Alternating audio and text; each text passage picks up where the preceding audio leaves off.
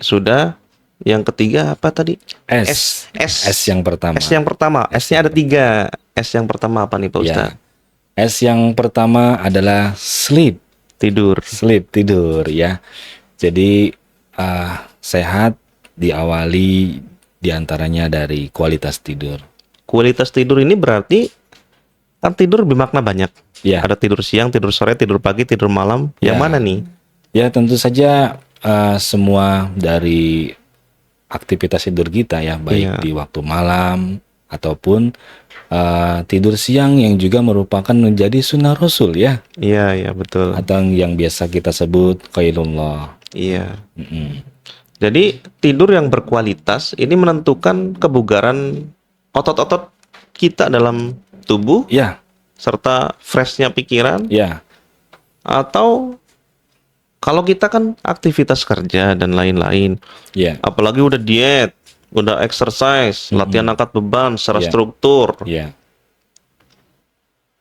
banyak loh Pak Ustadz Ya. yang sudah melakukan itu semua, tapi justru malamnya nggak bisa tidur. Ya, justru gini, ketika kita melakukan exercise tadi ya, maka konsekuensinya kan otot serat kita ya, serat otot yang pada lapisan 2X itu kan rusak ketika kita melakukan latihan beban. Maka ia butuh recovery ya untuk menyusun kembali jaringan ototnya. Maka itu sangat dipengaruhi oleh kualitas tidur kita. Sejauh apa otot yang akan nanti terbangun kembali untuk menjadi lebih kuat dan lebih baik. Iya. Nah, maka dari itulah tidur itu harus menjadi perhatian kita ya. Kalau dalam ilmu kesehatan yang sama, yang mungkin semua sudah memahami bahwa jangan melewatkan tidur di atas jam 11 malam. Di atas jam 11 malam. Itu sudah paling maksimal jam 11 karena kan di waktu jam 11 malam ya.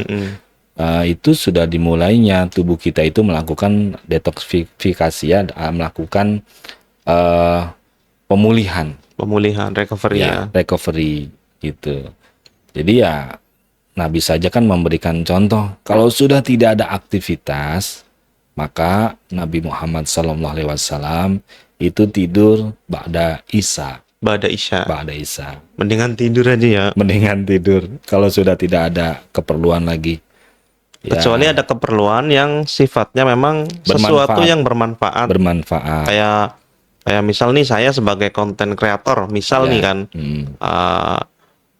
yang hanya bisa ditemui waktu konsentrasinya tuh di malam hari. Ya. Itu bagaimana nih Pak Ustadz? Ya perlu kita siasati ya. Siasati aja ya. Artinya jangan sampai, walaupun kita ada aktivitas di malam hari, tidak sampai larut malam. Karena kalaupun kita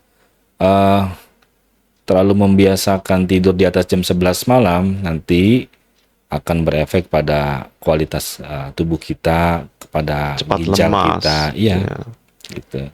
Supaya kita bisa menjaga ginjal kita ini bisa terjaga kualitas kesehatannya. Baik, Masya Allah ya. Diet sama exercise sama sleep ya, tidur yang berkualitas. Perlu diperhatikan ini ya, kalau tidur bukan sekedar tidur jadi, yang berkualitas. Bagaimana kita termasuk memperhatikan pencahayaan ya. Jadi kalau tidur itu sebisa mungkin dalam kondisi gelap ya. Iya. Kondisi sejuk, jangan kepanasan, jangan kedinginan ya. Dan juga jangan lupa berdoa ya, karena kualitas tidur sebagai orang yang beriman itu di antaranya dimulai dengan doa. Zikir-zikir sebelum tidur itu amalkan. Bahkan kita melakukan sunnah bersiwak dan juga wudhu sebelum tidur. Masya Allah, itu Islam sudah mengaturnya. Ya, jadi sudah tinggal kita mengamalkan ya. Jadi Nabi tidur ba'da isya, sebelum tidur zikir, sebelum tidur bersiwak, sebelum tidur berwudu.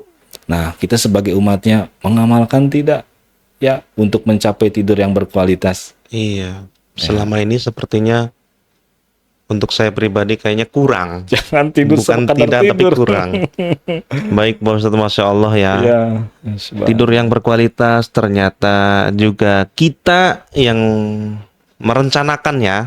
Jadi tidak ada alasan untuk tidak tidur berkualitas. Sebetulnya kita semua ya nggak sibuk-sibuk amat sebenarnya ya. Yang bikin sibuk kan kita sendiri kan. Iya, coba kita berkaca kepada Nabi Muhammad. Peranan Nabi Muhammad itu selain sebagai nabi, beliau pemimpin negara, beliau kepala rumah tangga. Ya, beliau masih bisa tidur berkualitas. Masih bisa bertidur berkualitas. Kita siapa sampai kita merasa harus tidur selalu larut malam? Ya, tidur acak-acakan, waktunya, kualitasnya tidak kita rencanakan dan tidak kita manajemen. Tapi ada riwayat atau mungkin bisa dikoreksi, Nabi ini dalam semalam tidur paling hanya beberapa jam saja. Ya, tapi memang tidur berkualitasnya Nabi ya benar-benar tidur ya. Jadi tidur berkualitas itu bukan bicara lamanya ya. Bukan lama sebentar ya. Bukan lama sebentar, tapi bagaimana ketika kita tidur itu mencapai tidur yang lelap, tidur yang pules gitu ya. Jadi saya alhamdulillah dengan kemajuan teknologi ketika menggunakan jam tangan pintar ini ya, jam tangan itu bisa mengukur kualitas tidur. Ya, jadi tidur ringannya berapa jam, tidur lelapnya berapa jam, dan tidur mimpinya berapa jam. Tiga indikator ini dilaporkan setiap paginya oleh jam tangan pintar. Jadi alhamdulillah dengan kemajuan teknologi kita bisa terbantu untuk mengukur kualitas tidur kita. Masya Allah. Jangan-jangan jam tangan pintarnya itu penciptanya ngeriset keseharian Nabi juga. Bisa jadi. Ya seperti itu mungkin ketika para orang-orang yang pandai dalam teknologi tentu saja menggandeng orang-orang yang ahli dalam dunia tidur. Dunia tidur, dunia mimpi ya. Tapi ini luar biasa. Ya. Selain dari mengkondisikan segala sesuatu yang masuk ke dalam badan kita, kita juga latihan olah fisik secara konsisten, gitu kan. Kita juga harus memperhatikan segi tidur yang berkualitas. Dan kita sendiri sebetulnya mampu menerapkan itu, cuman terkadang ya kadang-kadang banyak faktor penghambat. Salah satunya adalah mager, malas gerak, malas mikir, malas segala macam, termasuk saya maksudnya. Gitu. Masya Allah. Jadi ya memang kita dalam hal ini kan harus terus lebih baik lagi dari Insya Allah. Supaya hidup kita makin sehat ya. Makin bisa banyak manfaat buat siapapun. Oke Pak Ustadz, S yang kedua. Ya. Ada 3 S yang kedua. S yang kedua nih ya. Iya. Nah S yang kedua ini adalah stress management. Masya Allah. Stress management maksudnya memanajerial stres atau manajemen stres atau stres yang di manajemen. Gimana nih Pak Ustadz nih? Dalam kehidupan kita sebagai makhluk sosial kan tentu saja kita akan selalu bersinggungan dengan konflik keseharian ya.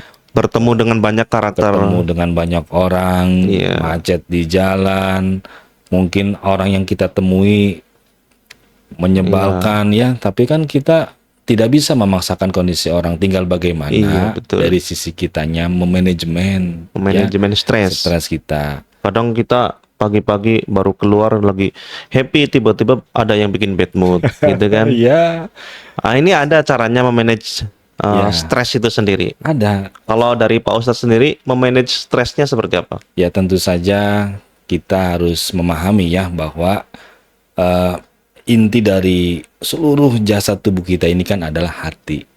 Ya, maka kalau kita ingin hari-hari kita bahagia, selain daripada apa yang sudah kita bahas tadi, tidak kalah penting adalah menjaga hati.